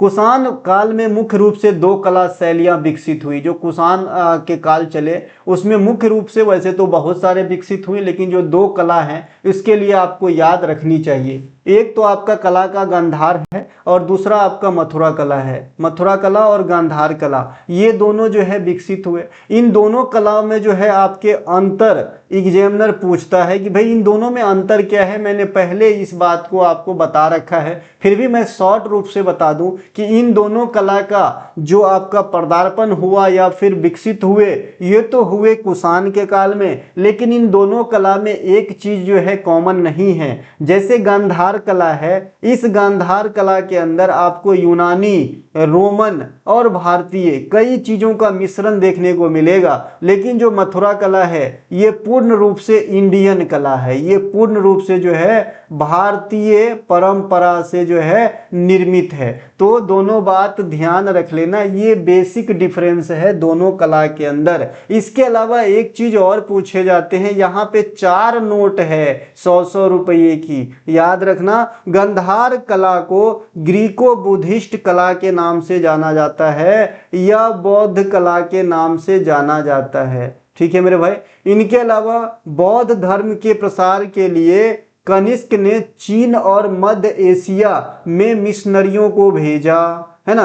एक इसी प्रकार के क्वेश्चन आपके मौर्य वंश में आता है कि बौद्ध धर्म के प्रचार के लिए सम्राट अशोक ने अपने पुत्र महेंद्रा और पुत्री संघमित्रा को श्रीलंका भेजा, है ना। एक क्वेश्चन और सम्राट अशोक से आता है, निम्नलिखित में से कौन से मौर्यकालीन शासक धम्म को अपनाया था? तो आप कहेंगे अशोक साहब। बौद्ध धर्म की दीक्षा जो है उपगुप्त नामक जो है भिक्षु से लिए थे सम्राट अशोक। सम्राट अशोक की जो फेमस मतलब याद है, स्मरण है, वो बसा है सांची के स्तूप में। इन्होंने सांची का स्तूप बनाया है। एक क्वेश्चन पूछ लेता हूँ, सांची के स्तूप के खोजकर्ता कौन थे? ये तो बनाने वाले का नाम बता दिया मैं, बाद में इनके खोज कौन करते हैं ईस्वी आपको थोड़ा सा बता देता हूँ, है ना। ईस्वी बता देता हूँ 1818 ईस्वी। बताइएगा सांची के स्तूप का खोजकर्ता कौन है 1818 ईस्वी में। एक नोट और यहाँ पे लिखा है, कनिष्क ने द्वितीय कुषाण राजवंश के संस्थापक माना जाता है। कनिष्क को होगा एक्चुअली, यहाँ पे को लिख लीजिए, हो जाता है टाइप करने में एक आध वर्ड, है ना। जैसे कि मैंने अभी पहले ही कहा था कि कुषाण वंश को आप 2 टर्म में बांट सकते हैं, कड़फिसेस काल और कनिष्क काल। तो ये जो है सेकेंड वाला है, कनिष्क इन्हीं का सबसे फेमस शासक हुए ये। तो कनिष्क को द्वितीय कुषाण राजवंश का संस्थापक भी कह देते हैं। ठीक है, आई होप समझ में आया कहानी। कुषाणों के पतन के बाद जो है, कुषाणों के पतन के बाद जो नए नए वंश आए, जिसमें मौखरी वंश है, इसको मैंने पहले ही आपको एक्सप्लेन कर दिया है, मौखरी वंश। ठीक है, ये काफी बार पूछा जाता है, नाग वंश, है ना, ये सब हुए। ठीक है, नेक्स्ट क्वेश्चन है कि भारत में वर्तमान समय तक 8 शास्त्रीय नृत्य हैं। निम्नलिखित में से कौन से शास्त्रीय नृत्य प्रकृति की वायु तत्व को प्रकट करता है? लगाओ ताली 500 रुपये वाली क्वेश्चन पे। ठीक है भाई, तो ये जो वायु तत्व को कौन उजागर करता है ना, हवा तत्व को हो गया, पृथ्वी तत्व को कौन, जल तत्व को कौन, है ना, आकाश तत्व को कौन, जो अपने शरीर 5 तत्वों से मिला है ना, छित जल पावक गगन समीरा, पंच तत्व बन मिली यह अधम शरीरा, आपने सुना होगा।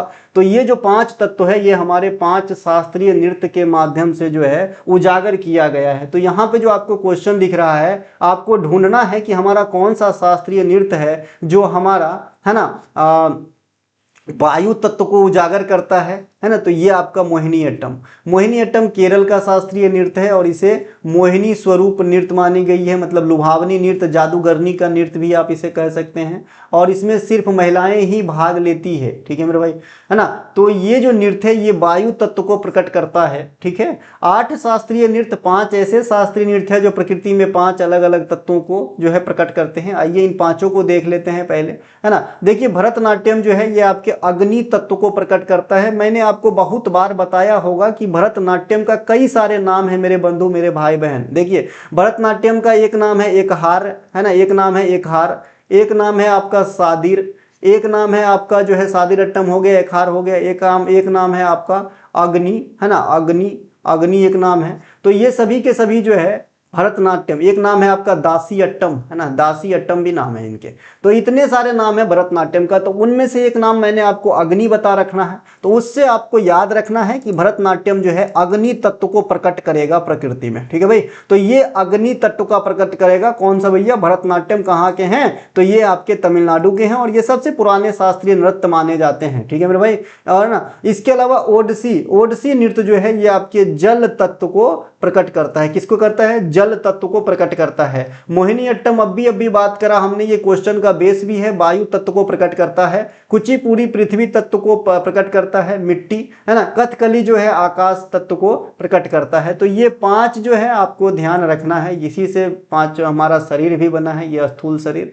इसके अलावा वर्तमान में भारत के 8 शास्त्रीय नृत्य है। मोहिनीअट्टम केरल, कथकली केरल, भरतनाट्यम तमिलनाडु, कुचिपुड़ी आंध्र प्रदेश, ओडिसी ओडिशा, कथक उत्तर भारत, मणिपुरी मणिपुर और सत्रिया सबसे लेटेस्ट शास्त्रीय नृत्य है ना, लेटेस्ट शास्त्रीय नृत्य है जिनके खोज करने का श्रेय शंकर देव को दिया जाता है और ये असम का है। और इसे संगीत नाटक अकादमी के द्वारा 2000 ईस्वी में 2001 लिखा गया जी, 2000 ईस्वी में जो है इनको दिया गया था शास्त्रीय नृत्य का दर्जा, ठीक है भाई। अब हम चलते हैं आगे, जोगोई और चोलाम। आज के इस वाले प्रश्न के साथ मैं मणिपुरी नृत्य को समाप्त करूंगा। किसी भी एंगल से क्वेश्चन पूछेगा, मणिपुरी नृत्य से छूटेगा नहीं। आपने 5 एलिमेंट देख ही लिया कि कौन से नृत्य को प्रकट करता है और 8 नृत्य के बारे में समझ लिया है। यहाँ पे मैं मणिपुरी नृत्य को पूर्ण रूप से समाप्त करूंगा। क्लास अभी काफी बाकी है, एक नृत्य भी उठा दिया तो 8 दिन में समाप्त हो जाएगा। वैसे पहले भी कई नृत्य समाप्त करवा चुका हूँ।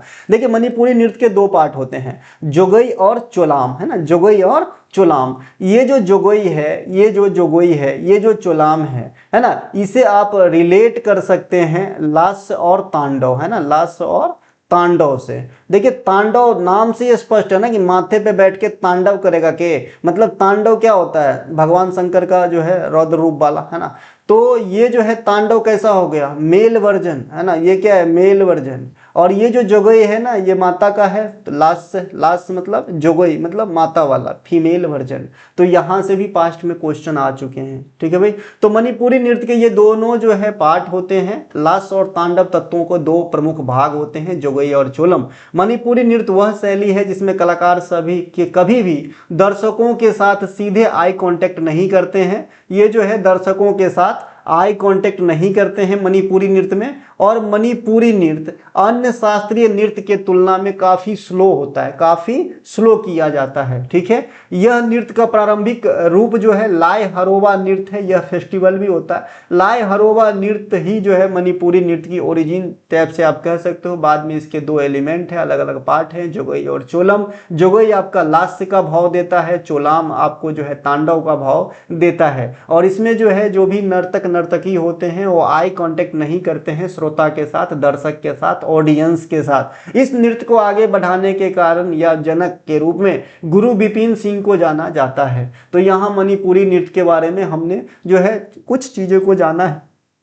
देखिए लाय हरोबा का जो त्योहार होता है इसे हम देवताओं का उत्सव कहते हैं। क्या कहते हैं इसे? देवताओं का उत्सव कहते हैं। इससे पहले मैंने आपको हॉर्नबिल पढ़ाया था। ये जो हॉर्नबिल है इसे त्योहारों का त्योहार कहते हैं ना, त्योहारों का त्योहार कहते हैं। आपसे पूछा जाता है कि त्रिपुरा के कौन से त्योहार में 14 देवी देवताओं की पूजा होती है, तो खर्ची पूजा या करची पूजा, है ना। तो इसे ध्यान रखेंगे, ठीक है। मणिपुरी जो है केंद्रीय विषय, मणिपुरी नृत्य का विषय क्या होता है, तो इसमें जो है आपका भगवान कृष्ण और राधा के प्रेम कहानियों पर आधारित होती है। यह नृत्य वैष्णव और शैव दोनों मत को फॉलो करता है, ध्यान रखना। यह नृत्य वैष्णव और शैव दोनों मत को फॉलो करती है। मणिपुरी नृत्य के प्रमुख कलाकारों में राजकुमार सिंहजीत सिंह, झावेरी बहन में 4 बहन है, नैना, रंजना, सुवर्णा और दर्शना, युबिलंबम गंभीनी देवी, गुरु विपिन सिंह जो जनक कहलाते हैं, उर्मिका मैबाम, चारू माथुर, है ना, देवजानी चलीहा, लतसना देवी, गुरु अम्यूबी सिंह, हाओ आम अंगोवी निगम्बी देवी, पुखबरम रीपा देवी, ठीक है। तो इसे भी ध्यान रखना है। देखिए ये जो हाओ आम ओगम्बी निगम्बी देवी है, आज तक एग्जाम में नहीं पूछा गया है, इनको याद रखना। ये 2010 में इन्हें पद्मश्री भी मिला था भारत सरकार की तरफ से। ये मणिपुरी से ताल्लुकात रखती है। और ये पुखरम्बम रीपा देवी है, इनको मैंने अभी अभी आपको बताया था 2023 में बिस्मिल्लाह खां युवा अवार्ड से सम्मानित किया गया था। नेक्स्ट क्वेश्चन है, निम्नलिखित में से दिए गए नदियों तथा उनके सहायक नदियों के साथ किसका मिलान गलत किया गया है। जो आपका ट्रिब्यूटरी है ये आप में जो है कौन सा जो सहायक नदी है उनके संदर्भ में किसका मिलान गलत किया गया है ना। तो यहाँ पे पहला जो कोई नदी है ये है बूढ़ी दिहांग। क्या ये ब्रह्मपुत्र का है? तो ये बिल्कुल ब्रह्मपुत्र का है, बूढ़ी दिहांग या बूढ़ी दिहांग भी इसे कहते हैं। तेल नदी महानदी का है, सही है। बराकर नदी दामोदर का है, सही है। हुंजा नदी चंबल का नहीं है भाई, हुंजा नदी उधर है, ये सिंधु का हो जाएगा, ठीक है भाई। तो यहाँ पे ऑप्शन नंबर डी जो है गलत हो जाएगा। आइए यहाँ समझते हैं। ब्रह्मपुत्र नदी जो है, देखिए इंडिया में 2-3 नदी प्रणाली आपको अच्छे से पढ़ना चाहिए, क्योंकि यहीं से जो है मोस्ट ऑफ द नदी वाला क्वेश्चन आ जाता है। एक तो गंगा नदी प्रणाली, एक आपके ब्रह्मपुत्र नदी प्रणाली, एक सिंधु नदी प्रणाली। ये तीनों पढ़ लेते हैं तो आपको बहुत कम चांस है कि क्वेश्चन जो है छूट जाएगा एग्जाम के अंदर। ब्रह्मपुत्र नदी तिब्बत के चेमाड्यूंग ग्लेशियर, चेमाड्यूंग ग्लेशियर से कहाँ से निकलती है? ये चेमाड्यूंग ग्लेशियर से निकलती है, जहाँ स्थानीय भाषा में इसे सांगपो कहा जाता है, यानी तिब्बत में जहाँ से निकलेगा वहीं स्थानीय मतलब स्थानीय भाषा। भारत में अरुणाचल प्रदेश में प्रवेश होने पर इसे दिहांग या सियांग के नाम से जाना जाता है। इनके कई प्रमुख नदियां हैं सहायक के रूप में, जैसे लोहित है, सियांग या दिहांग है, बूढ़ी है, बूढ़ी दिहिंग है, माफ कीजिए, तिस्ता है, सुवनश्री है, मानस है, बराक है ना, धनश्री है। ये सभी के सभी नदी जो हैं ब्रह्मपुत्र के सहायक नदियों में आ जाते हैं।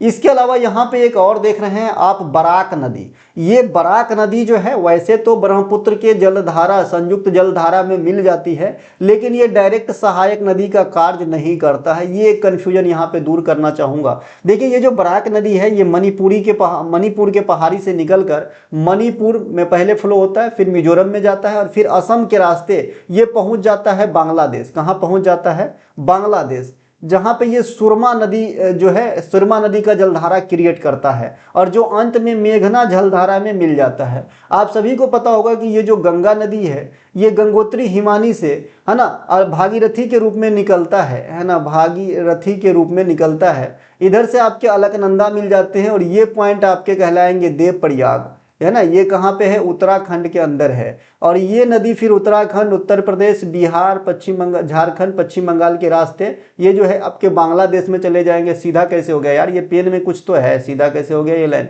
चलो ठीक है, मान लीजिए कि टेढ़ा है भाई, है ना।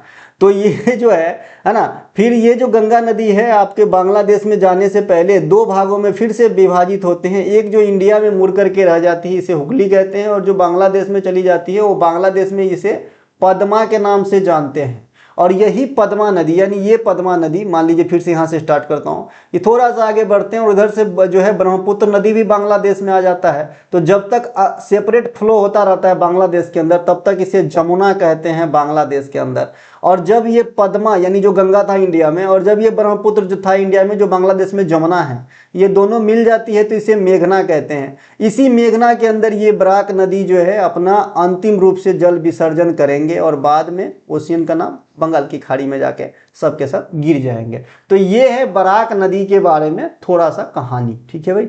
दामोदर नदी घाटी डीवीसी परियोजना, यह भारत के 4 प्रमुख बांध बनाए गए थे डीवीसी परियोजना के तहत तिलैया, वैसे और भी बांध प्रस्तावित थे लेकिन पूरे नहीं बने, मैथन, कोनार और पंचेत, है ना। तिलैया बांध आपके बराकर नदी पे बने थे, मैथन बांध और पंचेत जो है दामोदर नदी पे बने थे, और कोनार बांध कोनार नदी पे बनाया गया था। यह भारत का पहला बहुउद्देशीय परियोजना था। दामोदर नदी का उद्गम छोटा नागपुर की पठार से होती है। इसकी प्रमुख सहायक नदियों में बराकर, कोनार, बोकारो, जमुनिया, भेरा इत्यादि। महानदी का उद्गम छत्तीसगढ़ से धमतरी जिला से सिहावा से होता है। इसकी प्रमुख सहायक नदियों में आप आएंगे तो पैरी, शिवनाथ, हंसदेव, अरपा, जोंक, तेल इत्यादि। यह जो है पेनिनसुलर इंडिया की तीसरी सबसे लंबी नदी है गोदावरी कृष्णा के बाद, है ना। और ये इस पे जो है भारत में सबसे बड़ा जो आपका बांध परियोजना है हीराकुंड, ये आपके इसी पे स्थित है। सिंधु नदी का उद्गम तिब्बत के मानसरोवर के पास से बोखारछू ग्लेशियर से होती है। कहाँ से होती है? बोखारछू ग्लेशियर से होती है। इसकी प्रमुख सहायक नदियों में श्योक हो जाएगा, गिलगुत हो जाएगा, हुंजा, स्वात, काबुल, गोमल, जास्कर, झेलम, चिनाव, रावी, ब्यास, सतलज, ये सभी के सभी सिंधु नदी प्रणाली के जो है हिस्सा है, अर्थात इनके ट्रिब्यूटरी है। नेक्स्ट क्वेश्चन है हमारा, बिम्स्टेक युवा शिखर सम्मेलन 2025 का आयोजन कहाँ किया गया था? तो जो बिम्स्टेक युवा शिखर सम्मेलन 2025 का आयोजन होता है ये आपके भारत के गुजरात में गांधीनगर में होती है। यहाँ पे लिखा हुआ है, देखिए वो बिम्स्टेक वाला हुआ है, ये जो बिम्स्टेक युवा वाला हुआ है ना, ये आपके फरवरी 2025 की बात है, और जो बिम्स्टेक वाला मेन बैठक हुआ है ना वो अप्रैल 2025 की बात है। तो भाई दोनों में थोड़ा सा फर्क रखना, नहीं तो सबको एक ही में ना मिला देना, दिक्कत हो जाएगी, है ना। तो युवा जो शिखर सम्मेलन है ये आपके कहाँ पे है? गुजरात में हुआ है। और इसके जो उद्घाटन किए थे भारत की तरफ से डॉक्टर मनसुख मंडविया जो वर्तमान में खेल मंत्री भी है ना, यहाँ नोट करके लिखा है, मनसुख मंडविया कौन है? वर्तमान में खेल मंत्री है। बिम्स्टेक के बारे में थोड़ा सा जानकारी लेते हैं। इसकी स्थापना 1997 में हुआ था, बैंकॉक के अंदर जो है संगठन की स्थापना, है ना। लेकिन इसका जो हेड क्वार्टर है ये बांग्लादेश के ढाका में स्थित है, ये ध्यान रखना, है ना। बिम्स्टेक का ये जो है आपका एक संस्था है जिसमें भारत, श्रीलंका, म्यांमार, थाईलैंड, बांग्लादेश ये सब सदस्य है, ठीक है।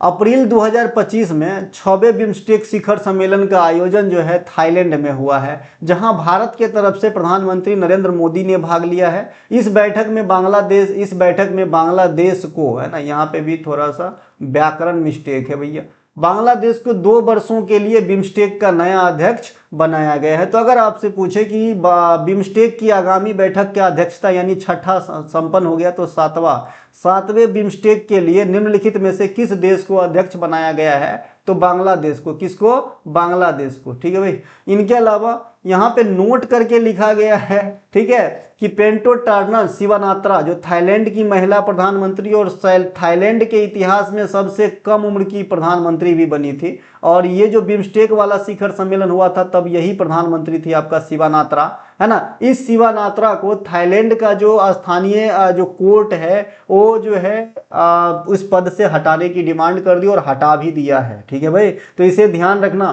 तो यहाँ पे लिखा है पेंटोगन शिवानात्रा थाईलैंड के प्रधानमंत्री थी बिम्स्टेक शिखर सम्मेलन 2025 के समय, ये याद रखना है।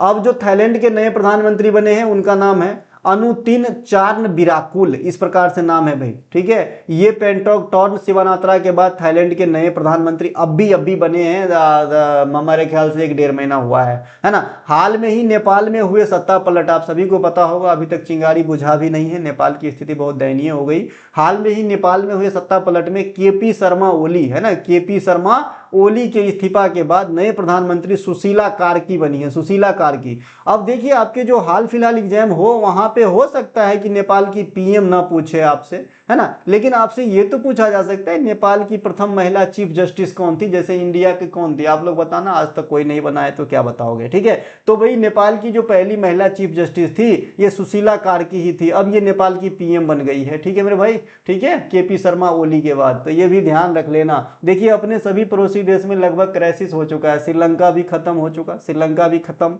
पाकिस्तान कई बार खत्म, बांग्लादेश भी खत्म, इसके अलावा नेपाल भी खत्म, थाईलैंड में भी प्रधानमंत्री की जो है अभी देखने आपने कुर्सी छीन गया है।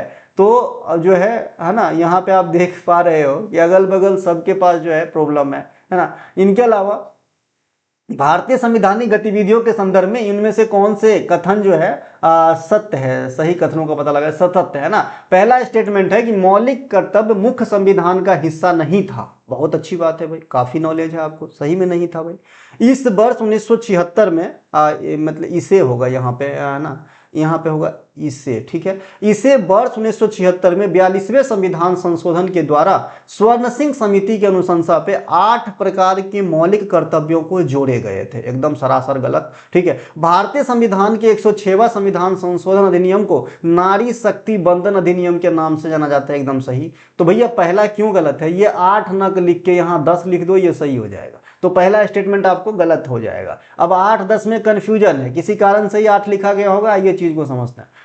मौलिक कर्तव्य मुख्य संविधान का हिस्सा नहीं था, इसे 42वां अमेंडमेंट 1976 के द्वारा संविधान में जोड़े गए, ठीक है। और इस पे कमेटी जो काम किया, एसएससी काम किया, स्वर्ण सिंह समिति, स्वर्ण सिंह कमेटी, ठीक है।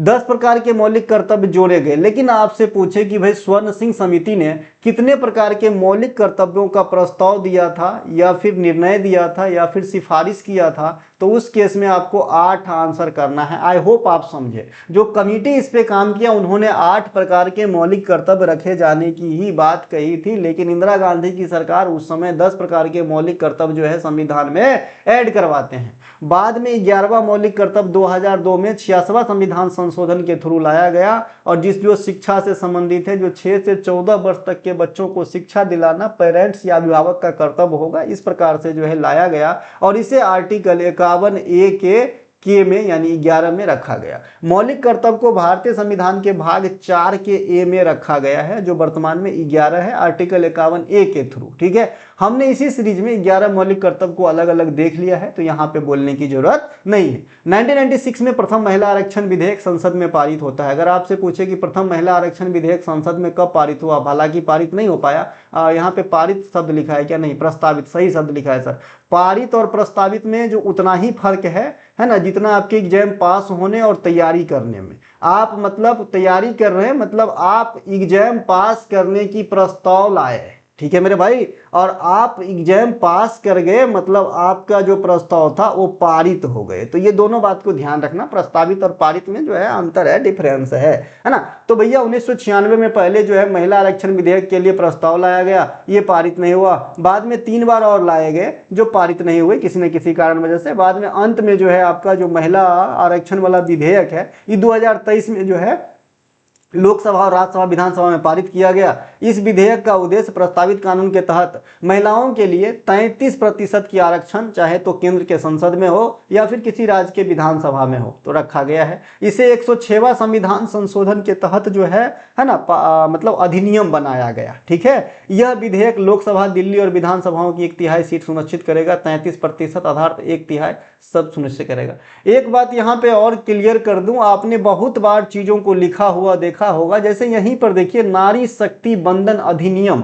देखिए ये कोई भी चीज, एक तो अधिनियम होता है और एक आपका विधेयक होता है, संशोधन विधेयक होगा, और एक आपका संशोधन गलत लिखा रहा है, हाँ ठीक है, संशोधन जो है आपका, एक तो संशोधन विधेयक होगा, संशोधन विधेयक होगा, और फिर बाद में जब ये संशोधन विधेयक पारित हो जाता है ना मेरे भाई, तब अधिनियम बन जाता है। उसी प्रकार से जैसे मैंने अभी आपको बताया प्रस्तावित और पारित में क्या फर्क है, उसी प्रकार से अधिनियम और विधेयक में फर्क है। विधेयक मतलब ये नहीं कि लाया तो पारित हो जाएगा, है ना, और जब पारित हो गया तो अधिनियम बन जाएगा। ठीक उसी प्रकार से कि अगर आपने पेरेंट्स से 20 बार पैसे मांगे हो तो 10 बार पैसे मिलते हैं और 10 बार जो है नहीं मिलते हैं, ठीक है। ये चलिए, तो यहाँ पे नोट, जब एक विधेयक बिल को संसद में दोनों सदनों द्वारा पारित कर दिया जाता है और फिर राष्ट्रपति की सहमति प्राप्त हो जाती है तो यह अधिनियम बन जाता है। विधेयक केवल एक प्रस्ताव होता है, जबकि अधिनियम एक कानून होता है जो भी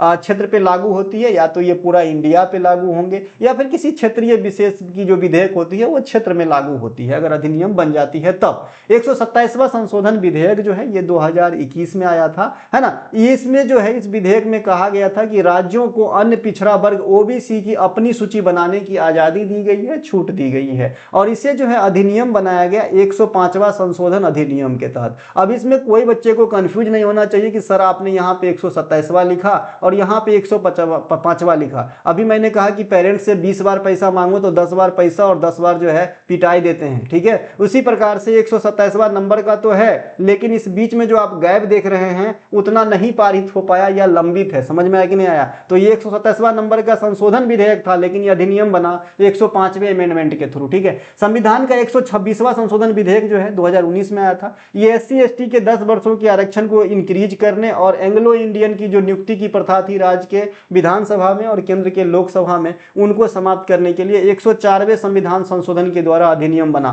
संविधान संशोधन विधेयक 122वां ये GST से संबंधित है, 2014 है ना। 2016 में इसे 101वां संविधान संशोधन के तहत अधिनियम बना दिया गया और 2017 से 1 जुलाई से GST इंडिया में अप्रत्यक्ष कर का मिला जुला रूप स्टार्ट हो गया। पहले GST की एक्टिव स्लैब, एक तो इनएक्टिव स्लैब 0% भी था, लेकिन एक्टिव स्लैब की बात करेंगे 5, 12, 18 और 28 था। अभी जो 2-4 दिन पहले फैसला हुआ है, 2-4 दिन नहीं 10 दिन पहले, 2025 में GST परिषद के 56वें बैठक में एक निर्णय लिया गया निर्मला सीतारमण के द्वारा, जहां पे GST के स्लैब अब मात्र 3 प्रकार के होंगे, ठीक है। तो 5%, 18% और जो है 40%। यहां पे मैंने नोट करके एक चीज लिख दिया, हालांकि 40% को गणना नहीं किया जाता, लेकिन फिर भी आपको याद रखना ये 3 प्रकार के होंगे। 40% की जो मतलब GST लगेगी सिर्फ विलासिता वस्तु पे लगेगी, जैसे आप है ना क्लासिक मेंथोल सिगरेट पीते हैं, है ना, जो भी है, मतलब जो भी आप नहीं पीते हैं, माफ कीजिए, मतलब जो भी लोग पीते हैं उनको लगेगा 40% का जो है GST। और पीना भी नहीं चाहिए। इन सबसे धूम्रपान से हमेशा दूर रहे, किसी भी व्यसन से दूर रहें, है ना, और झूठ बोलने से बचे। देखिए अपने आप उत्थान होगा आपका, कोई दिक्कत नहीं है।